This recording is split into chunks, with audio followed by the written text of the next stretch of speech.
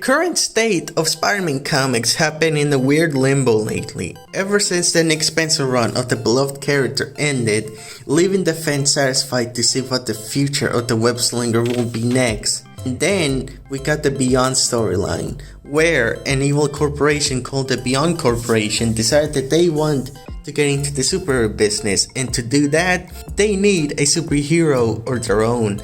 Luckily enough, they got one, and his name is Ben Reilly, Peter Parker's clone. I won't get into his entire backstory, but you can watch a few videos that can basically explain it in better detail, so check them out. In short, this lovely ass pedo named the Jackal created Ben, and chaos ensues, which led decades later to the Clone Saga. That if I had to describe it, it would be... And I've got to say, in all honesty, it's the biggest piece of dog shit that I have ever heard.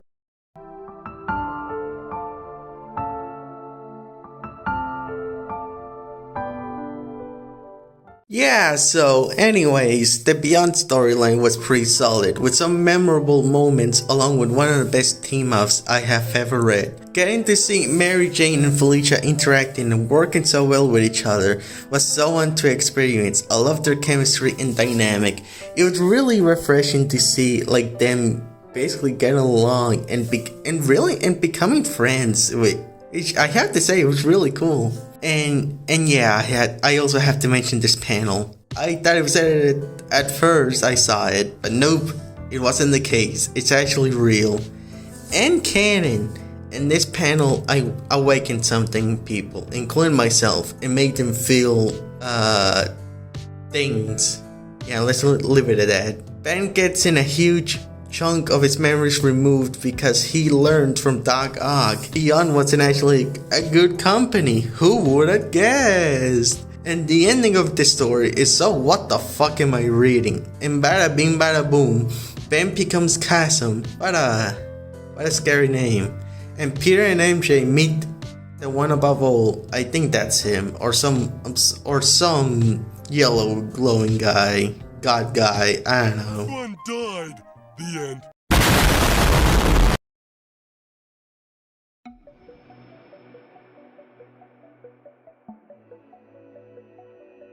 Then we got the announcement of the legendary comic book artist John Romita Jr. and Seb Wells, who's written some of the best comic books in recent memory, to beat the new creative team for the Amazing Spider-Man title. I was excited as hell since I've been a huge fan of their work for a long time now.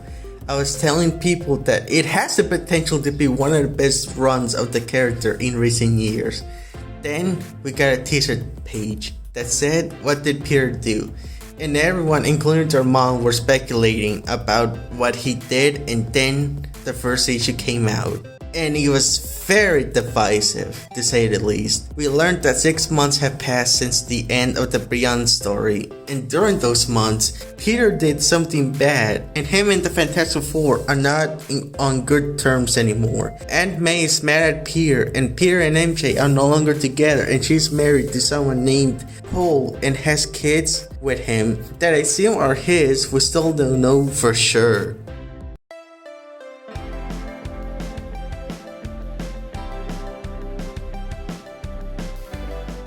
To start with the positives, I really enjoyed the first arc quite a lot. It was great to see Spider-Man doing street level superhero stuff again. The art was very solid and dynamic in some instances, and Tombstone was super cool. I loved the way Wells wrote him. He was really smart, cunning, and threatening, really just showing why he's one of Spider-Man's greatest foes. I love what Seb Wells has been doing Norman so far, continuing what Nick Spencer was doing, making Norman a good guy after the Sin Eater took Norman's sins out of him. Has been great so far. Him being a good guy, giving Peter employment, and helping him out in however he can, and seeing their relationship change and grow has been one of my favorite parts of the run so far. Now into the negatives. Issue 900 was so disappointing and definitely not worth reading. It's up to you honestly, but I wouldn't read it because it's like not great. honestly. Instead, read Amazing Fantasy issue 1000, which is definitely the better anniversary comic with some incredible and fun stories in it. The Hellfire Gala tie-in was okay, if not skippable. Loved the art though. The Judgment Day tie-in wasn't too terrible, but disappointing nonetheless. And last, but certainly not least, Dark Web. If I had to describe the event itself, it would be... And I've got to say, in all honesty, it's the biggest piece of dog shit that I have ever heard. Although I will say the tie-ins were the best part about the entire event. And Wreck Rap, I love that goofball so much. He must be treasured at all costs. It really does sound like I'm shitting on the writer, which it really does feel that way, but you know, like, I don't blame him. You know, he's trying his best to try to tell the fairly is a very decent story. But the most of the blame is by the Spider-Man editorial team, which, you know, they've been really controversial, you know, especially recently, you know, since the Seb Wells run started. And, you know, it's really, you know, many people have talked about it, you know, Twitter, and YouTube, and there's a really great video about YouTubers that I really enjoy that article, you know, basically Comic Historian and Comic Bob, who did like a podcast episode about, you know, why Dark Web hasn't failed, and you know, like that stuff with the editorial and the problems with editorial. So I really recommend checking it out.